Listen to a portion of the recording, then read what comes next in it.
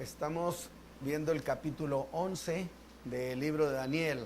Vamos a orar. Padre, bendícenos, Señor, esta noche con la enseñanza, con la palabra.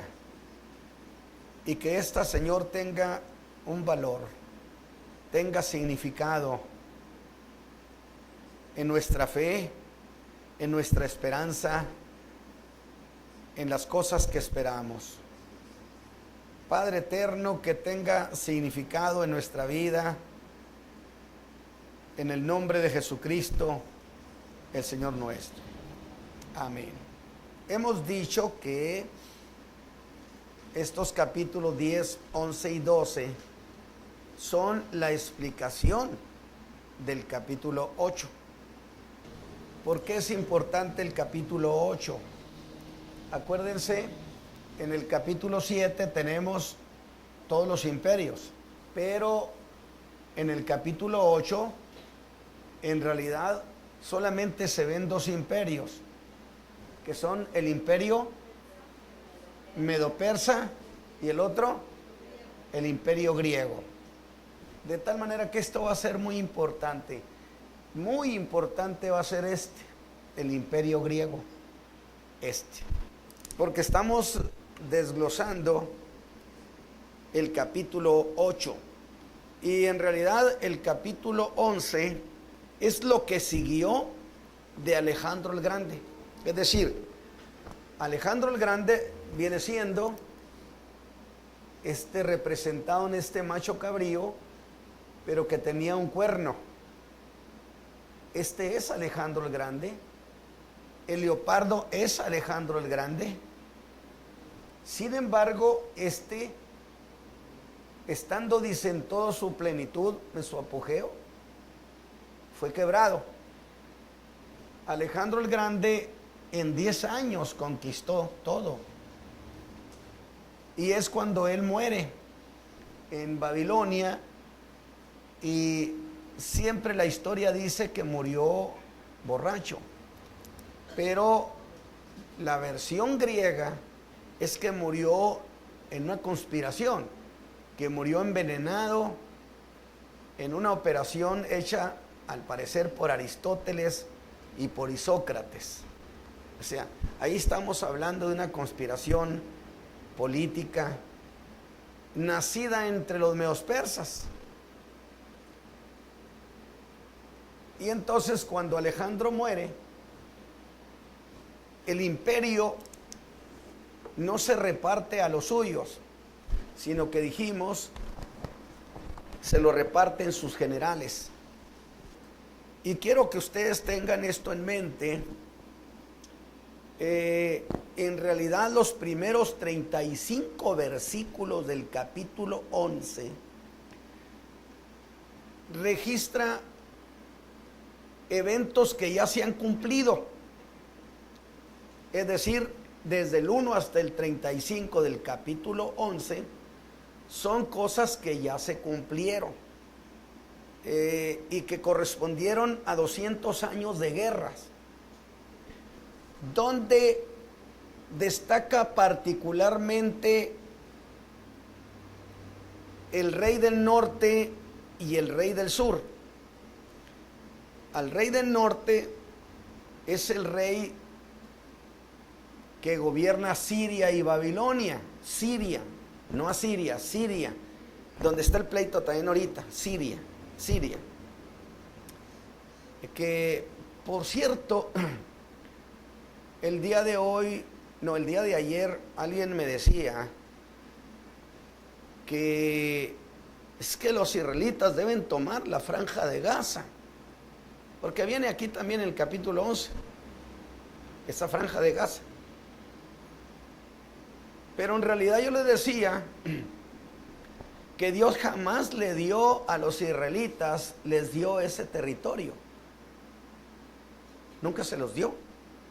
El rey Salomón, si usted ve un mapa de donde gobernaba Salomón, que fue cuando el imperio estuvo, el reino estuvo en su apogeo, Salomón no reinó sobre la zona de Gaza. ¿Por qué razón? Porque Esa franja de Gaza, Dios no se la dio a los israelitas. Dios se la dio a los filisteos. Y Dios se los dice a los israelitas: no solo a ustedes yo los traje de Egipto, también de la isla de Caftor me traje a los caftoritas, que eran una rama griega, que vienen siendo los filisteos. Los filisteos eran griegos en origen, griego. Por eso cuando usted ve bajorrelieves de los filisteos, usted les ve los rasgos iguales a los griegos. No ve otra cosa, ve griegos, porque los filisteos eran griegos. Que mientras Israel estaba en Egipto en la esclavitud, Dios se trajo a los filisteos y les dio tierra, porque no se los iba a traer para no darles tierra. Les dio esa franja de Gaza. La franja de Gaza, Dios se la dio a los filisteos. Así que estaban los hermanos reclamando: pero es que ese territorio Dios se lo dio. No, no se los dio, le dije. A ellos no se los dio, se los dio a los filisteos. Interesante detalle, ¿no? Pero la franja de Gaza es un punto de choque. No solamente en ese tiempo, también en el capítulo 11 de Daniel se da justamente guerra por la franja de Gaza. Interesante. Pero yo quiero que ustedes estén pensando en que todo esto que habla Daniel, todo esto que habla Daniel, pareciera sin sentido, que el rey del norte se peleó con el del sur, que el sur lo casó con su hermana, pero que luego, entonces parecía una historia así de esas novelescas. Sin embargo, el Espíritu de Dios los puso ahí, porque tienen una razón y una lección. Por eso dije, los primeros 35 versículos tienen que ver con un conflicto entre el rey del norte y el rey del sur. ¿A quién se le llamaba el rey del norte? El rey del norte era Seleuco. El rey del sur era Ptolomeo,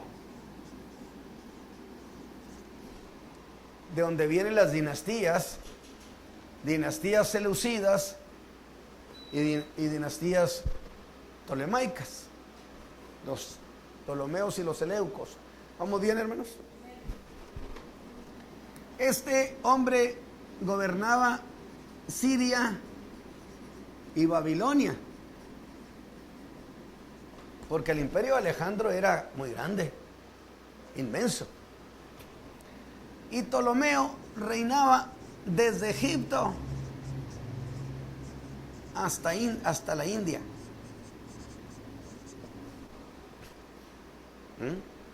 O sea, eran estados fuertes, reinos fuertes. No era cualquier cosa, era realmente todo un imperio. Porque el imperio de Alejandro el Grande duró 250 años, aunque su reino duró 10, pero su imperio duró 250 años hasta el advenimiento del Imperio Romano. Ahora, esto es importante, esto es muy importante, principalmente este de arriba. Ojo con este rey del norte que viene de Siria, ojo con esto. Pero en medio de esto estaba Israel, estaba la tierra que le llamó la tierra gloriosa, el ángel. De tal manera que Israel llegó a ser punto de pasada. Venían a pelear el del norte con el del sur y de pasadita llegaba por Jerusalén. Y se regresaba luego el rey de Egipto a pelear con el del norte y le da otra pasadita a Israel. O sea, era una tierra constantemente pisoteada, lacerada, agredida. Entonces, aquí tenemos esta cuestión fundamental. Pero del 1 al 35 son hechos históricos que cubren 200 años de estos dos reinos, 200 años. Y luego del 35 en adelante, es decir, del 36 hasta el 45, ya estamos hablando de otra cosa. De aquí al 45 se dimensiona a lo que llama el tiempo del fin. En estos 35 versículos está Antíoco Epífanes, el anticristo del Antiguo Testamento. Pero eso ya fue historia. Ya fue historia. Sí sucedió. Pero cuando habla de otro, que este es en el tiempo del fin, entonces ya esto es una cosa a futuro. Esto es cosa diferente. ¿Se entiende la idea, hermanos? ¿Sí? Entonces, el capítulo 11 le describe a Daniel todo lo que va a suceder con el pueblo, con su santa ciudad, en medio del mundo gentil, de los gobiernos gentiles. Entonces, yo sí quiero que vayamos viendo esto, ¿sí? Porque en el versículo 2, nos vamos a ir despacitos en este 11, ¿sí? Porque es una buena historia, ¿sí? Que este le dijo al otro, que el otro le dijo a este. Pero en el versículo 2 le dice el ángel: He aquí yo te mostraré la verdad. O sea, te voy a decir lo que va a pasar verdaderamente en el futuro. Por lo pronto, te voy a decir lo que va a pasar los siguientes 200 años. Dice: He aquí aún habrá 3 reyes en Persia. ¿Por qué, hermanos, en Persia? ¿Por qué no en Babilonia? Si Daniel había sido cautivo a Babilonia. No, sí. Ya había caído el imperio babilonio. Pero Daniel se quedó todavía en Babilonia. Y cuando sube el imperio medo-persa, a él lo trasladan a la capital, que era Susán. Entonces ya no se queda en Babilonia. Y dice: en el año primero de Darío, el de Media, yo estuve para animarlo y fortalecerlo. No Daniel, sino el ángel. Y ahora yo te mostraré la verdad. Mira, dice: aún habrá 3 reyes en Persia. Quiere decir que estaba el imperio persa en el gobierno. Y el cuarto se hará de grandes riquezas, más que todos. O sea, el más poderoso de los reyes medo-persas. Y fortificándose con sus riquezas, despertará a todos contra el reino de Javán. Acuérdense ustedes que dijimos, este cuarto rey, que fue el más rico de todos, fue Jerjes, que según la historia era inmensamente rico. Pero el ángel le dijo: mira, este rey lleno de riquezas va a mover a muchas naciones contra el reino de Javán, que es Grecia. Va a haber una agresión de parte de este a Grecia. Él va a provocar el conflicto con Grecia. Desde luego, los griegos derrotaron a Jerjes. No lo dejaron apoderarse de Grecia. No lo dejaron. Pero dijimos lo siguiente: el verso 3, porque vamos a ir verso por verso. ¿Se va a levantar quién? Un rey valiente. Este rey valiente es Alejandro el Grande, macedonio, griego, que decidió cobrar la afrenta que los medos persas en el tiempo de Jerjes, 150 años antes, o sea, no era reciente, 150 años antes, Jerjes había invadido Grecia.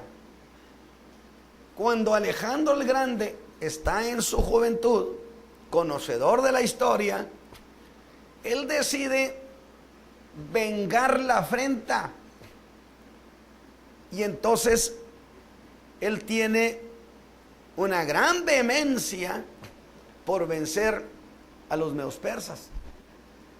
Y Alejandro el Grande, yo les dije, era un guerrero desde su jovencito, desde que era un mozo, casi un adolescente, cuando su padre, Felipe el Macedonio, andaba en guerra. Él entraba en combate, siendo un muchachito. Lo que quiere decir que era un hombre atrevido. La Biblia lo llama valiente, ¿sí? Es decir, un hombre muy audaz.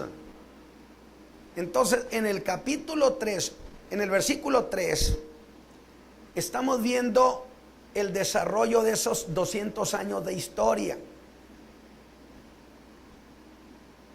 De tal manera que ese levantaráse un rey valiente viene siendo este cuerno del macho cabrío.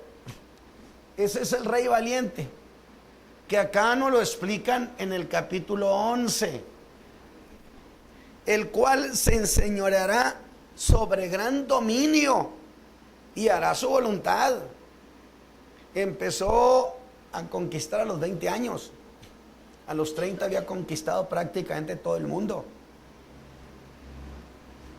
Desde luego esto dice que los gobiernos y los imperios, Dios los ha autorizado a que se levanten. Los imperios no han nacido contra la intención de Dios, sino en estado de excepción Dios ha autorizado a los imperios.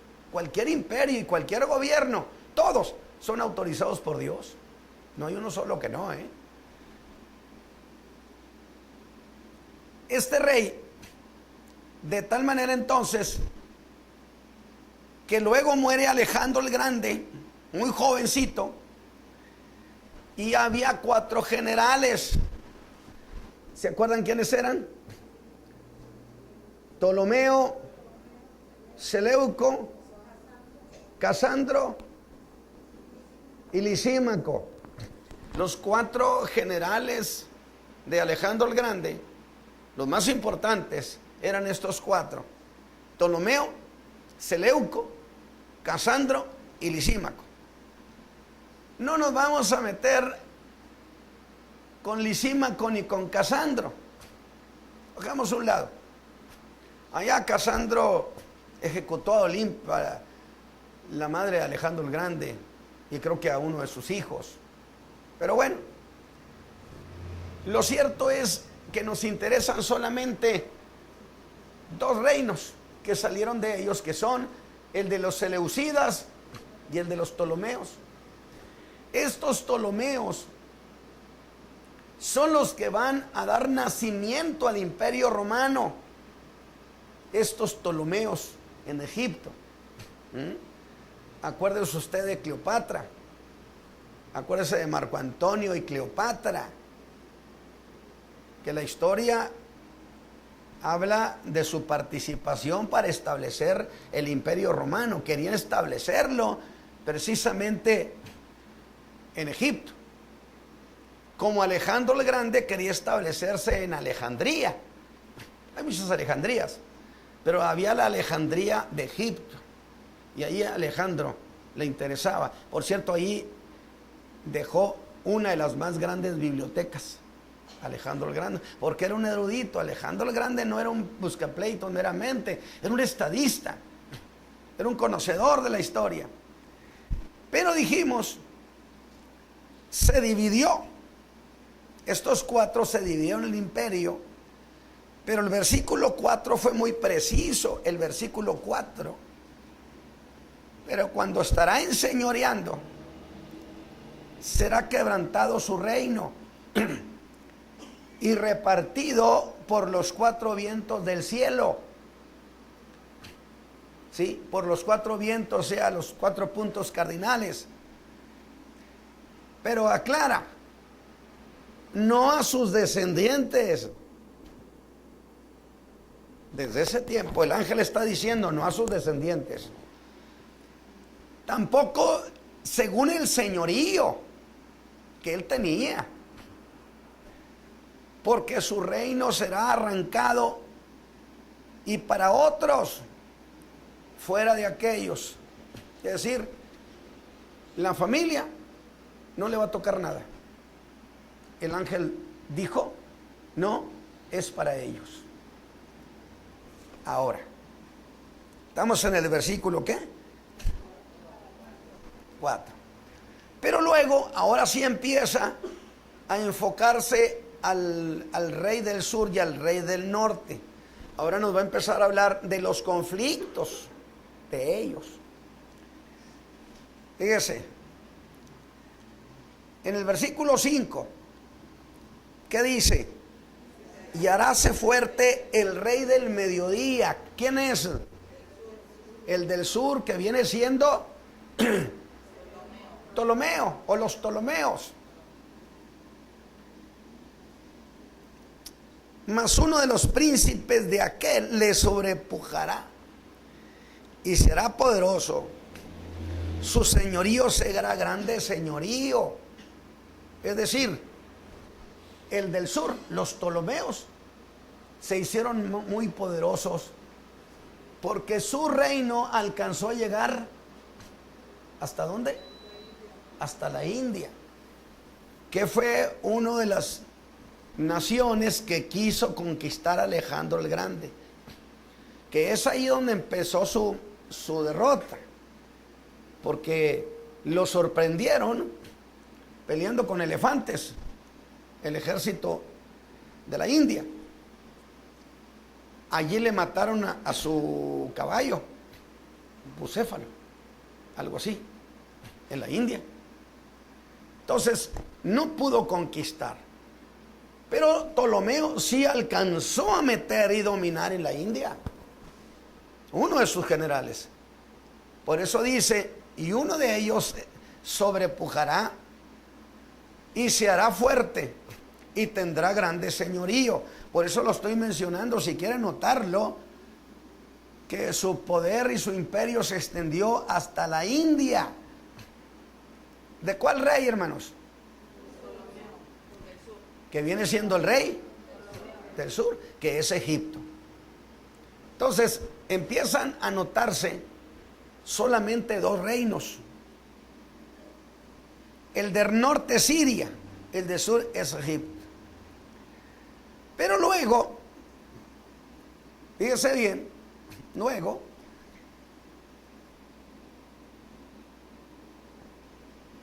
lo quiero mencionar así. De nuevo tenemos en el escenario a Siria y a Egipto, para información de ustedes. Porque en esta guerra que hizo Israel, porque en realidad está demostrado que los de la Franja de Gaza, los palestinos, no atacaron.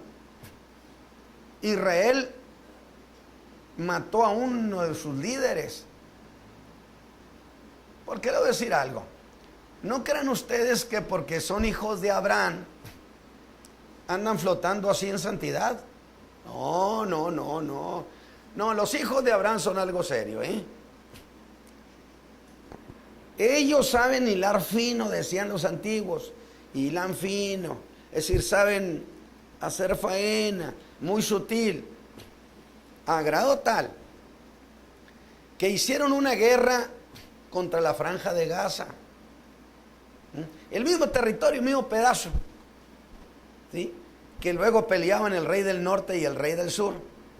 De nuevo, el rey del sur sale fortalecido en esta guerra que acaba de terminar ahora estos días. Ya ve que decretaron tregua. La logró Egipto. Esa la logró Egipto. Y que yo no sé mucho por qué razones, pero la escritura dice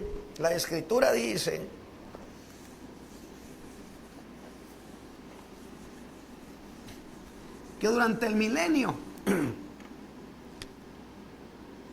Israel, Siria y Egipto juntos adorarán a Dios, al Señor. Y Dios dice: Egipto, hijo mío. Primero dice Israel, mi heredad. Egipto, hijo mío. Siria, no recuerdo qué términos usa. Dice: habrá calzada entre estas tres regiones, porque los sirios y los egipcios, junto con los hijos de Israel, subirán a adorar a Dios. ¿Esto es durante qué? Durante el milenio. Interesante. Por eso yo le digo, de nuevo Siria entra a la palestra, Egipto otra vez, la franja de Gaza, de nuevo. ¿Por qué? ¿Por qué Asiria? ¿Por qué Asiria? ¿Por qué importante Siria? Porque de Siria viene el rey del norte. Porque la profecía también señala la posibilidad que del norte venga el anticristo. Por eso la profecía está siendo muy significativo al rey del norte. Porque de allí vino el anticristo del Antiguo Testamento. De ahí. Usted me va a decir: oiga, pero ¿qué no del Imperio Romano? Quedamos en eso, ¿no? ¿Sí? Nada más que el Imperio Romano iba a abarcar a todas esas naciones. Por lo tanto, cuando viene el Imperio Romano, todas estas regiones son el Imperio Romano.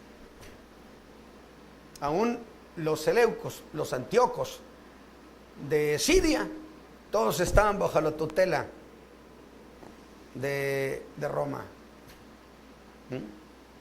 Porque Dios ve las cosas en términos históricos, hermano. Para nosotros la historia se fue haciendo pedacitos y fraccionando. Dios ve la historia como una sola pieza. Esa es la diferencia. Ahora, yo quiero que tengan en mente eso.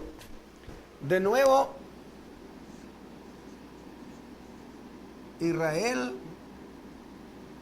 Siria, Egipto, la franja de Gaza.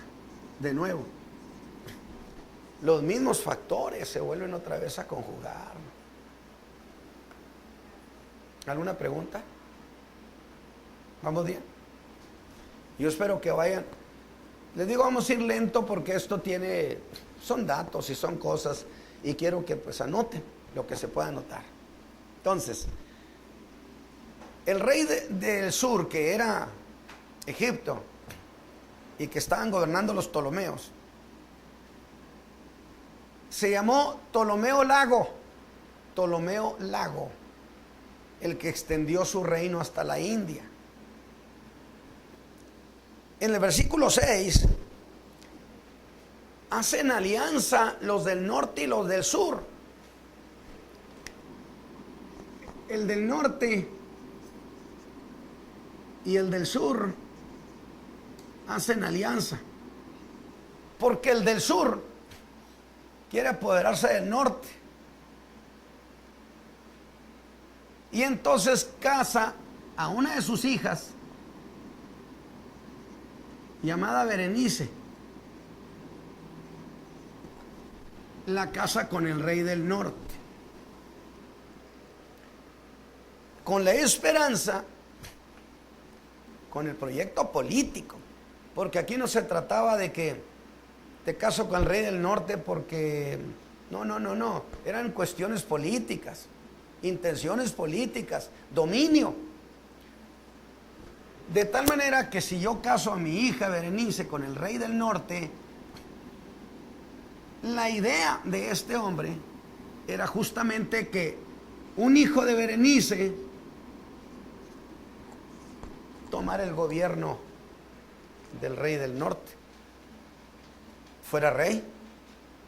De esa manera entonces el rey del sur consolidaba su dominio con el reino del norte. Es decir, Egipto, queriendo quedarse también con Siria y Babilonia. Pero allí es donde meten las cuestiones de caso a mi hija. Pero luego dice el 6, vamos a leer el versículo 6. Y al cabo de años se concertarán, llegan a un acuerdo político, y la hija del rey del mediodía, o sea, la hija de Ptolomeo, la hija del rey del sur, de Egipto, vendrá al norte, al rey del norte, para hacer los conciertos. No un mero casarse por casarse, hermanos. Entre los reinos eran cuestiones políticas. Que yo mencionaba alguna vez que este rey de Inglaterra que se separó del Papa, ¿no se acuerdan? Enrique VIII. Él quería divorciarse de Catalina de Aragón, hermana del emperador de España, y le pidió al Papa que le cancelara el matrimonio. Por razones de política, porque España siempre ha sido el eterno aliado del papado, por supuesto que no lo aceptó. Y Enrique VIII quería casarse con esta Ana Bolena. Oiga, usted sabe más de historia que yo. Con Ana Bolena. Como no lo quiso divorciar, entonces se separa, nace la iglesia anglicana, él se hace el papa y por consecuencia él se autoriza el divorcio y él autoriza el casamiento con Ana Bolena. Razones políticas. La iglesia anglicana era iglesia católica. Por eso todavía las iglesias anglicanas conservan mucho de los ritos católicos dentro de su liturgia. Pues porque Enrique VIII se hizo su propia iglesia, pero él era católico, con toda la liturgia católica, tan sencillo como eso, pero lo hizo por razones políticas también. Y por supuesto el Papa no lo divorció por razones políticas, y por supuesto el hermano de Catalina de Aragón pues se puso en contra, en cierto sentido, pues no te apoyo al Papa, no te apoyo si me haces eso.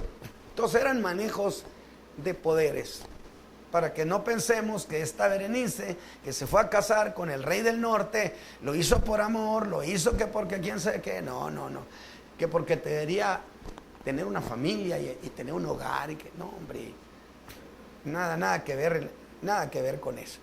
Entonces se efectuó el casamiento de la princesa Berenice, hija de Ptolomeo II, rey de Egipto, con Antíoco Teos, Antíoco, THEOS, si lo está notando. El convenio que habían hecho era que este hombre del norte divorciaría a su esposa y haría a uno de los hijos de Berenice heredero del reino. Por supuesto que esta jugada política no pudo pasar desapercibida por las gentes de palacio. Por supuesto que no. O sea, era muy obvio. Te vas a divorciar de la Odisea, así se llama la esposa de él. Te vas a divorciar de la Odisea. Te vas a casar con Berenice, mi hija. Y el hijo de Berenice me lo hace rey en lugar tuyo cuando tú vayas a dejar sucesor. Pues era demasiado obvio lo que quiere este señor del sur, este viejo. Y además, quién sabe si hasta me maten a mí por quedarse con el reino. Lo que eran las suspicacias de palacio. ¿Qué sucedió? Pues resulta que se murió Ptolomeo. Se murió, el del sur. Y entonces este otro, el de arriba, le dijo a la Odisea, vente. La mandó llamar. Y la Odisea viene. Y por supuesto viene dándole besos y abrazos a Berenice, ¿no? La mandó a ejecutar. ¿Qué le parece? Más o menos el año 246 antes de Cristo. Tengo que decirle la fecha porque sé que los mortifica mucho eso. El 246. Le digo que esta historia donde... Pero el ángel nos metió a eso. Y mira que se peleó con aquel y que la esposa ¿Y es profecía o no es profecía? Y Berenice y su hijo fueron envenenados. Así que se acabó aquel trato, aquel convenio. Pero ahora viene la revancha. Por eso le digo, el ángel nos está contando un toma y daca. ¿Sí? Un toma y daca. Hizo esto, pero vayan a ver lo que hizo este otro. Y nosotros pues muy emocionados, ¿no? Por supuesto. Y dice el versículo 7, que es lo que sigue la Biblia. Mas del renuevo de sus raíces se levantará uno sobre su silla. Renuevo de sus raíces. ¿Raíces de quién? Pues del rey del sur. Uno de la familia del rey del sur, sus raíces. Va a venir con ejército y entrará en la fortaleza del rey del norte. Va a venir muy enojado y va a entrar en la fortaleza, que era una referencia a los sitios que eran centros de poder económico y centro de poder militar. Y esa fortaleza precisamente era Antioquía.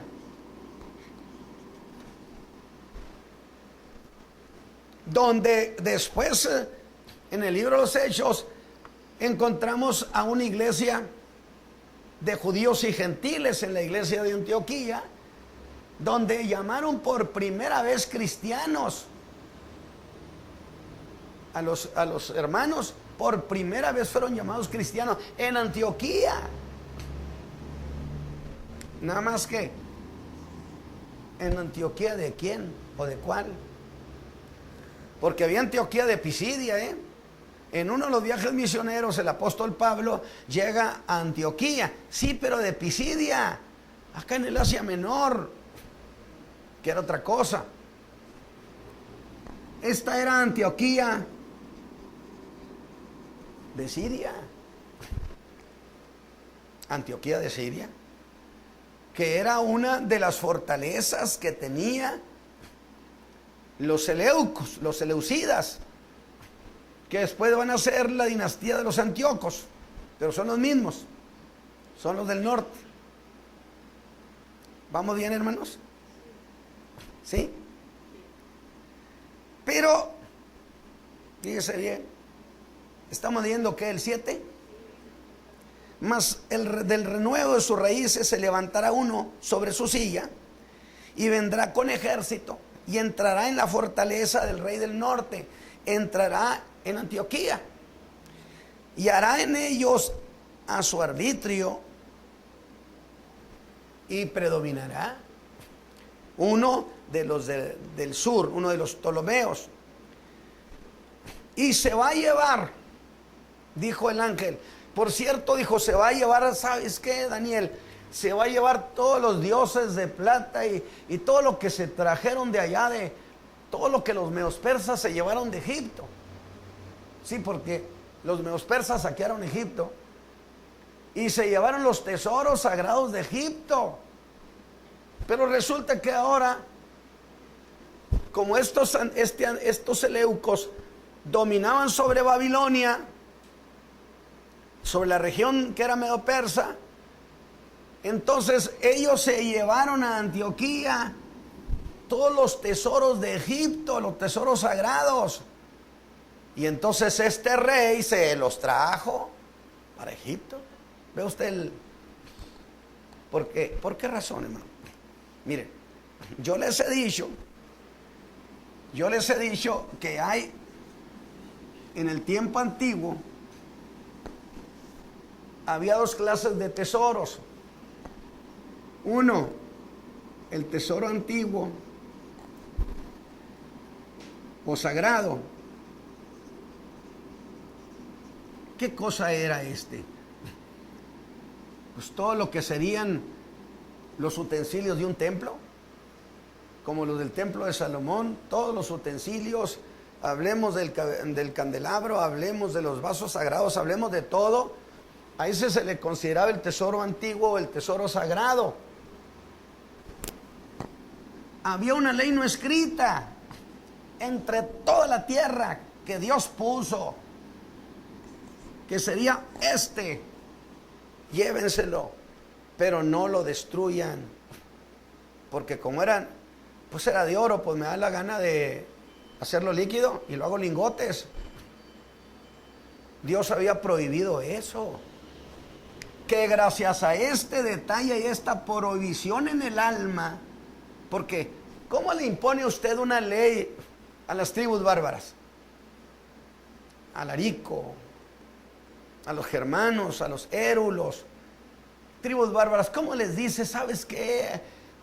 Esto no, que no, dice, válgame, por supuesto que sí. Pero ¿por qué razón en todos había lo mismo? No tocaban los tesoros antiguos. Y esto fue lo que salvó a los utensilios de Salomón, del templo del templo de el templo de Herodes, el que destruyeron en Jerusalén y que se llevaron todos los utensilios, que se los llevaron a Roma. ¿Ustedes se acuerdan que usted ve, por ejemplo, el candelabro,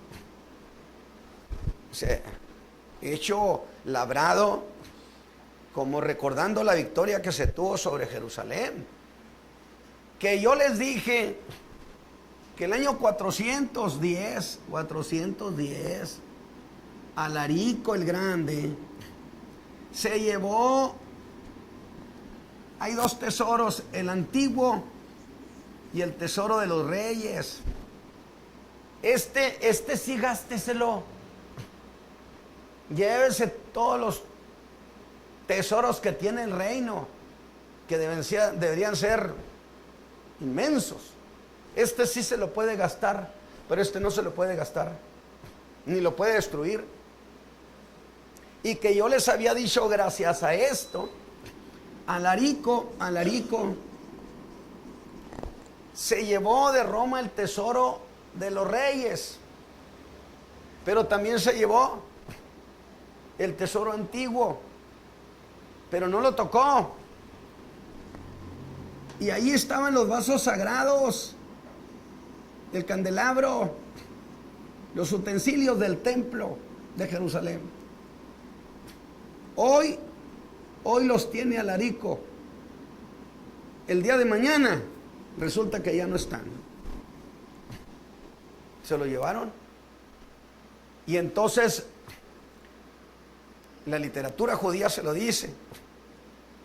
Es que resultó que todos los generales de Alarico eran de la tribu de Benjamín, no más que ellos habían ocultado su identidad.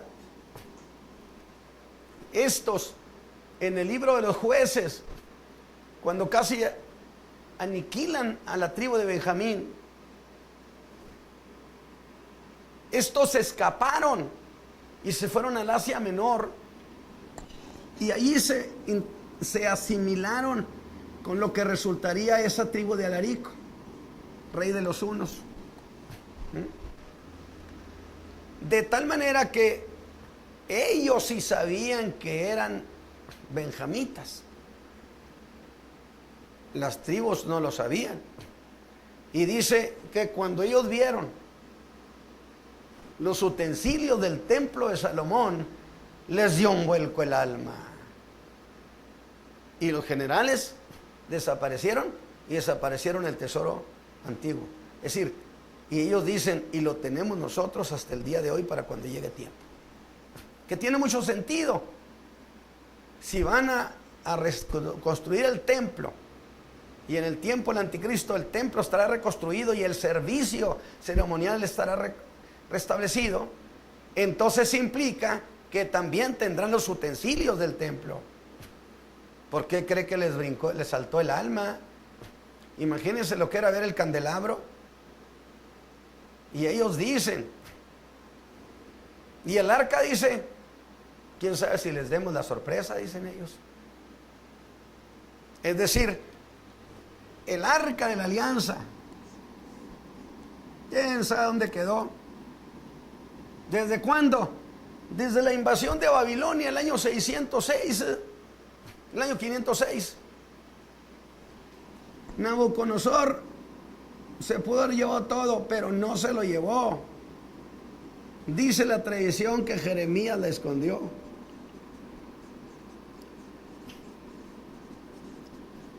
Qué interesante.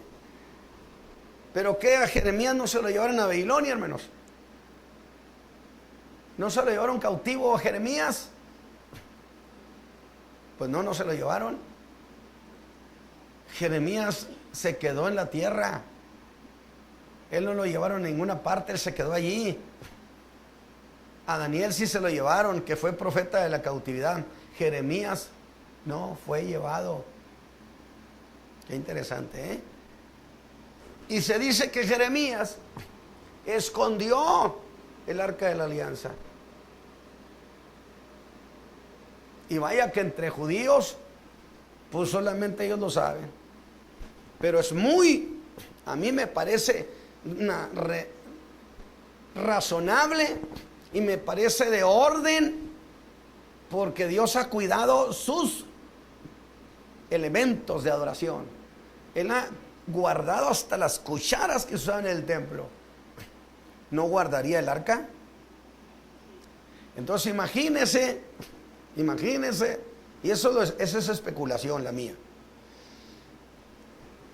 Se está esperando, he dicho, ya lo he enseñado,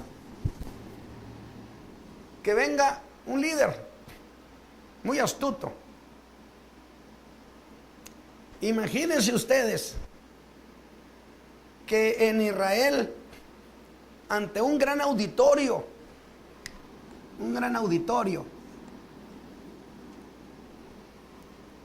este hombre diga, les tengo una sorpresa.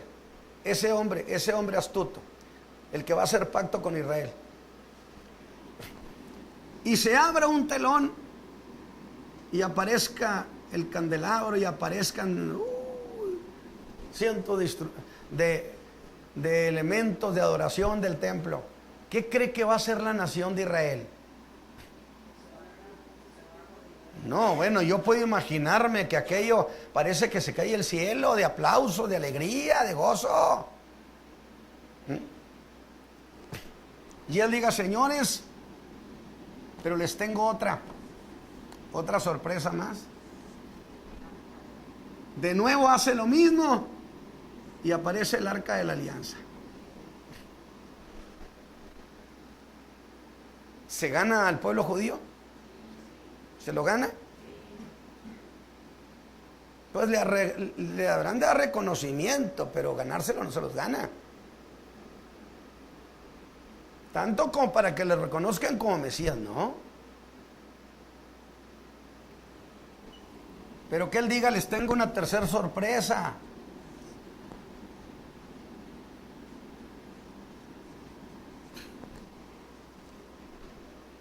¿Qué le parece? Que diga, soy judío, soy hijo de Israel. ¿Lo recibirán? Porque la cuestión es que da la impresión, la escritura y la profecía, que tiene que ser alguien del pueblo. Porque los hijos de Israel no reciben a nadie que no sea judío. Es decir, en términos de Mesías, nunca jamás a nadie. Así sea el mejor hombre. Entonces, la misma profecía exige que este hombre sea un hijo de Israel. ¿De qué tribu? Da igual. Lo que importa es que será un hombre, no del pueblo judío. Soy hijo de Israel, porque esto es lo correcto, ¿eh?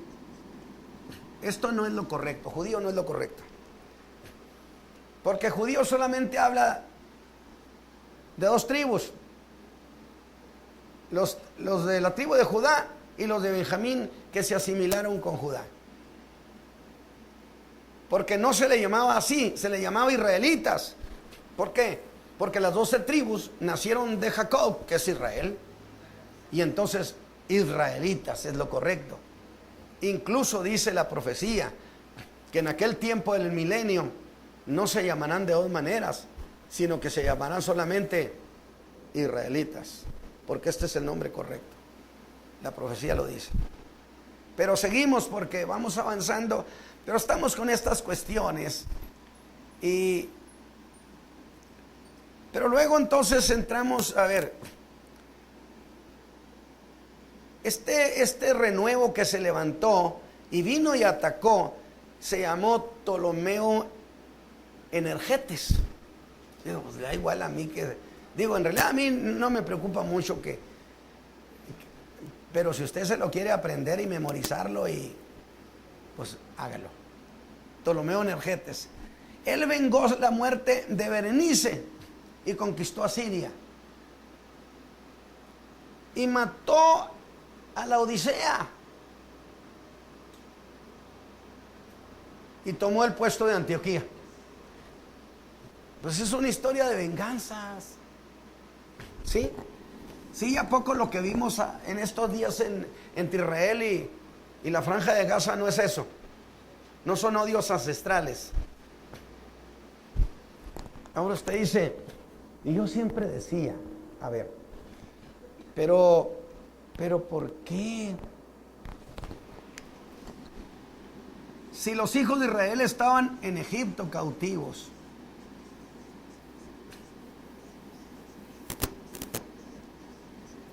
¿sí? A ver, hermanos, si estaban en Egipto cautivos, en la tierra de Canaán no había filisteos, no había. Cuando los hijos de Israel se fueron a Egipto, ¿no había filisteos? Cuando regresaron, ya había sucedido que Dios se los había traído de la isla de Caftor, que parece Creta, y se los trajo aquí, a esta franja de Gaza. Y lo de palestino es por lo de filisteos. O sea, la palabra derivó, lo de filisteo derivó a ser palestinos. Entonces los palestinos vienen siendo los descendientes de los filisteos, a quienes Dios les dio la franja de Gaza. Cuando los hijos de Israel regresaron de Egipto, pues ellos no habían cruzado ni un sí ni un no con los filisteos. Nunca, no tenían pleito. Ni siquiera sabía que existían unos y otros, ¿verdad? Pero, alrededor de la tierra de la promesa está un cinturón de parientes. ¡Ay! Y los odios entre parientes. Estaban los descendientes de Lot, estaban los moabitas, estaban los amonitas, estaban los idumeos, que venían siendo los descendientes de Esaú, Edom, y de lo de Edom viene el petronímico, se llama, ¿sí? Idumeos. Estaban también los agareos por parte de Agar, estaban los madianitas por parte de la esposa de Abraham, que era madianita. Y los madianitas eran, al parecer, eran de Mesopotamia y tenían cierto parentesco con Abraham. Por eso los madianitas, por eso Abraham, cuando muere Sara, se casa con Sétura, hija de un sacerdote de Madián, que de esa tribu de Madián, de esa nación, era aquel que le dijeron que maldijera a Israel. Balaam era madianita, era pariente de Abraham, pariente de los israelitas, a grado tal que él tenía una especie de confusión teológica. Él mezclaba la fe en Dios con la de los astros y, bueno, digo, no era distinto a lo que hoy muchos son también, ¿verdad? Son evangélicos y son astrólogos y son todas esas cosas y meditación trascendental y todo eso, ¿no?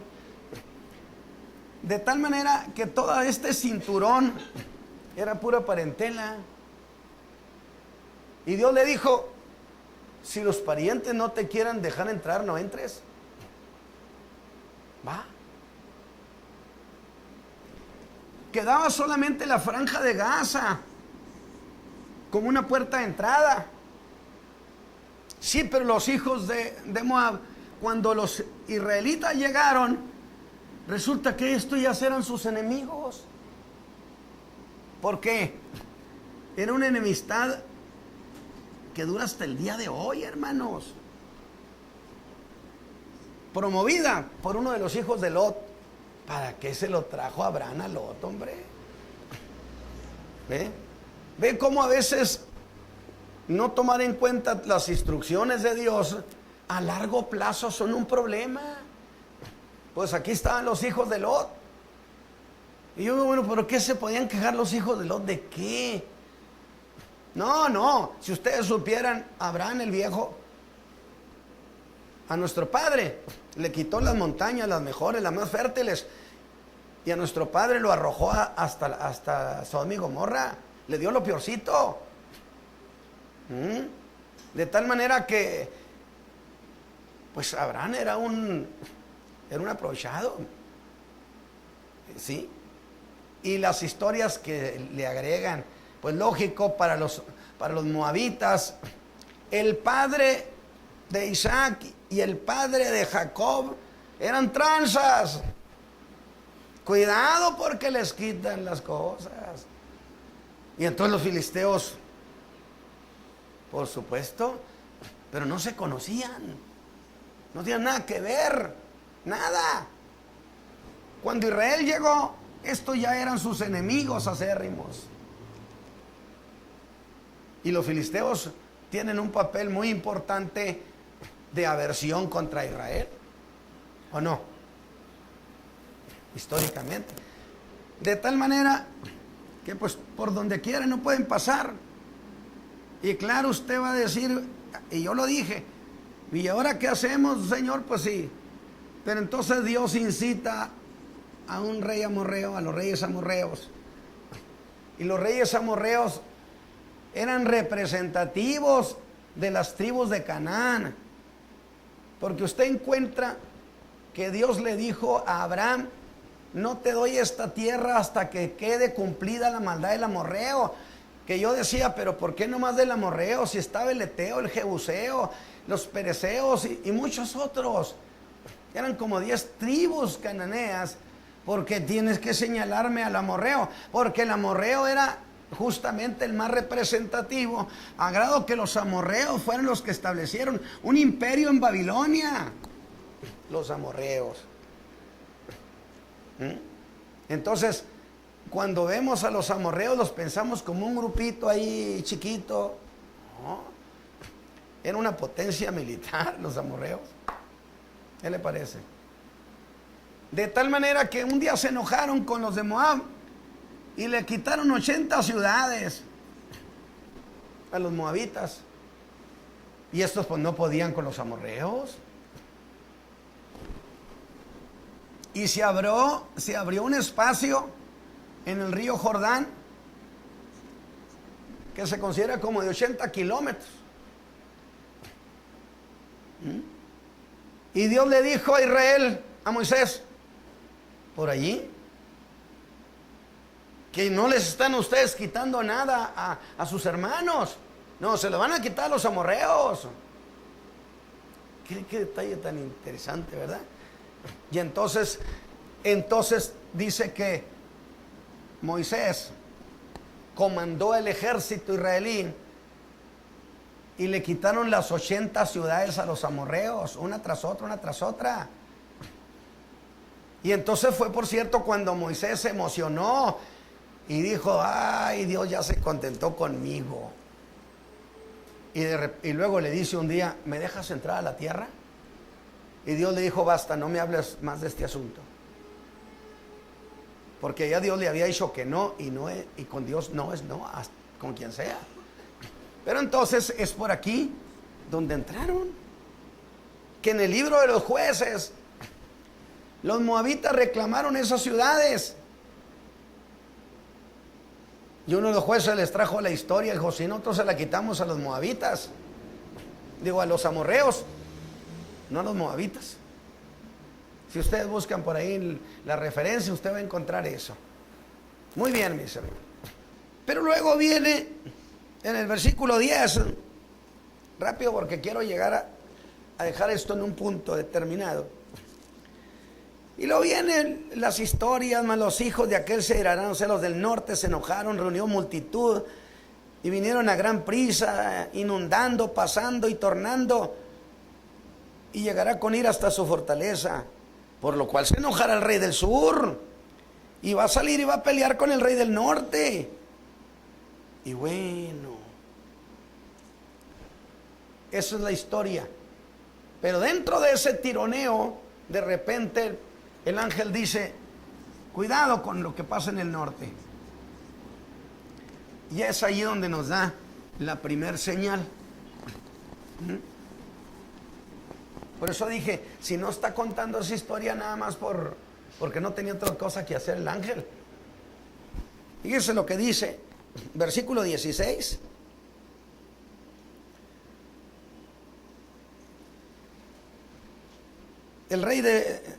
Y el que vendrá contra él hará su voluntad, ni habrá quien se lo pueda parar delante, y estará en la tierra deseable, la cual será consumida en su poder. Entonces ya entramos ahí a un conflicto. Dejó de estar el problema entre ellos, y ahora el problema se viene a la tierra de Israel. Y dice que la van a consumir. Entonces ahí entramos a un conflicto. Y el ángel les está señalando, cuidado con ese rey del norte, que va a venir. Falta tiempo, pero va a venir.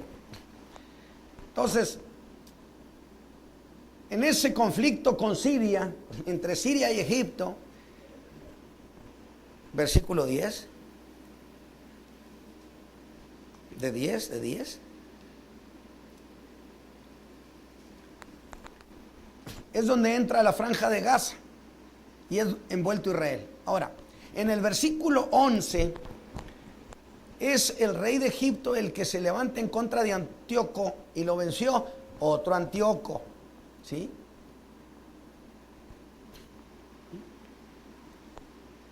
Pero ya invadieron la tierra gloriosa, uno de ellos, no es una sola invasión, son muchas. El versículo 17. Otro avanza por medio de casamiento. La hija de Antíoco con Ptolomeo Epífanes, otra vez. Pero fracasa porque se cuentan mentiras los dos. ¿Sí? O sea, el rey del norte le promete que con el casamiento con su hija, bla, bla, bla, bla. Y el rey del sur le dice también que bla, bla, bla, bla. O sea, se cuentan mentiras y entonces al tiempo deshacen el trato. Por mentiroso, le dijo. Por mentiroso tú. Más o menos así es la historia de esta trama tan interesante, ¿no? Luego, versículo 18 y 19, pero no, el versículo 18 y 19, yo quiero irme al 21. A ver, el 20. Ya Antíoco aquel y Antíoco el otro, y vámonos al 20, otro nuevo. Entonces sucederá en su silla uno que hará pasar exactor por la gloria del reino, mas en pocos días será quebrantado, no en enojo ni en batalla. Válgame. Ahí le va. Si le interesa. Se llamó Seleuco Filopator, del año 187 al 175. 12 años reinó, que fue conocido como el exactor de impuestos. ¿Qué hacienda ni qué nada? No, era genial. Y entonces dice que fue quebrantado ni en enojo ni en batalla, no, porque lo envenenaron. ¿Y sabe usted quién lo envenenó? El secretario de Hacienda. No, pues es que hasta dónde estaría llegando que estaba fastidiando al pueblo y los conflictos que se daban. A mí nada más tráiganme.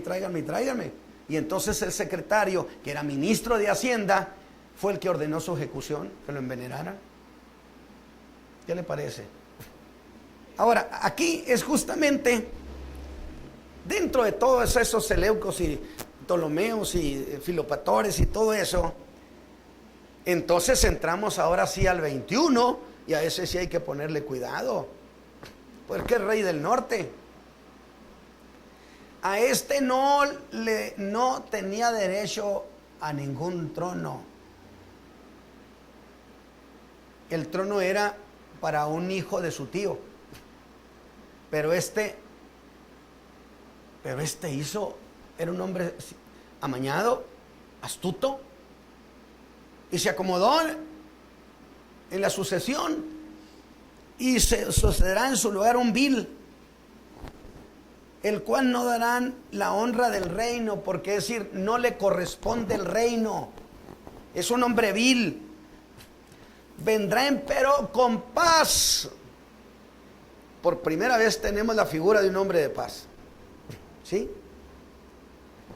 Este es Antíoco Epífanes, el anticristo del Antiguo Testamento. Pero ya el ángel empieza a perfilar desde este Antíoco Epífanes, luego va a perfilarnos en el versículo 36 al 45, nos va a hablar entonces del verdadero anticristo. Por eso estoy diciendo, el ángel está señalando, cuidado con el rey del norte, cuidado con el norte tiene que ver, Siria tiene que ver. Por eso hay interpretaciones que afirman que de Siria saldrá el anticristo. Yo no digo ni que sí ni que no, antes todo lo contrario. O sea, les di una buena idea, ¿no? No, pues hay cosas que no se pueden precisar. Sí. Ahora, fíjese, este es un hombre despreciable, porque dice vil, al cual no darán la honra del reino. vendrá empero con paz y tomará el reino con halagos. Que por cierto, nadie ha podido explicar en qué manera fueron esos halagos. Yo ahorita estoy tratando de investigar informaciones históricas, pues a ver si me encuentro, porque está muy escaso esto. Y con los brazos de inundación será inundada delante de él, y serán quebrantados, y aún también el príncipe del pacto. Antíoco Epífanes, hermanos, mató al sumo pontífice de ese tiempo llamado Onías. Si quieren anotarlo, cuando dice en el 22, y aún también al príncipe del pacto. Este hombre, Antíoco Epífanes, mató al sumo pontífice llamado Onías el año 170. ¿Qué le parece?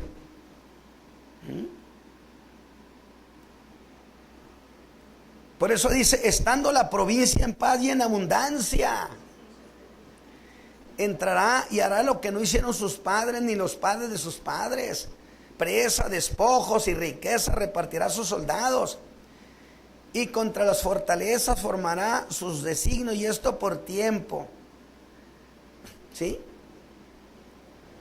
Hasta el versículo. ¿Todas son conquistas pacíficas o no? Pero yo lo que quiero señalar, el ángel dice, ojo, las conquistas serán conquistas de paz.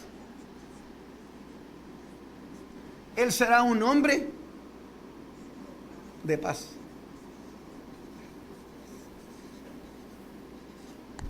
Cuidado con ese hombre, dice el ángel. Cuidado con ese hombre.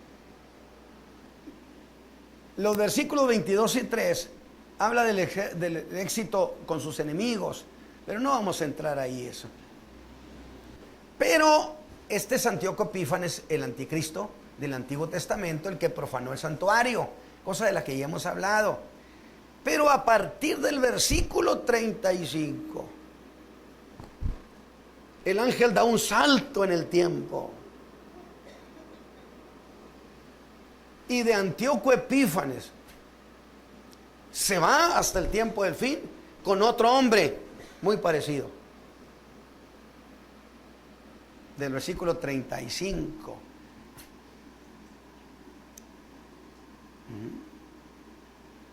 Fíjese bien, el versículo 32, hablando de ese hombre, dice, y con lisonjas hará pecar a los violadores del pacto, a los judíos, con lisonjas. Mas el pueblo que conoce a su Dios se esforzará y hará.